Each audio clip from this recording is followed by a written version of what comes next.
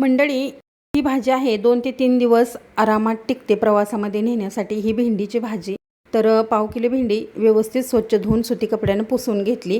त्यानंतर बारीक अशी कट करून घ्यायची आहे पातळ ह्याच्यामध्ये. त्यानंतर सुकं खोबरं, लसूण आणि अद्रकचा एक थोडा तुकडा, नंतर 1 चमचा जिरे, 1 चमचा बडीशोप, पाव चमचा हळद घालायची, धना जिरा पावडर, गरम मसाला, काश्मीरी पावडर, कांदा लसूण मसाला हे सर्व मसाले यामध्ये टाकून व्यवस्थित असं न पाणी टाकता जाडसर वाटून घ्यायचं.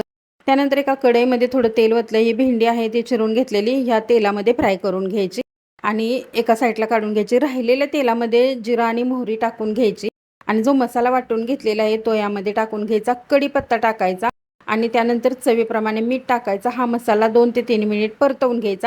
त्यानंतर फ्राय केलेली भेंडी आहे ती यामध्ये मिक्स करायची आणि छान अशी 2 ते 3 मिनिट छान परतवून घ्यायची. भन्नाट चवीची भेंडी तयार झाली आहे.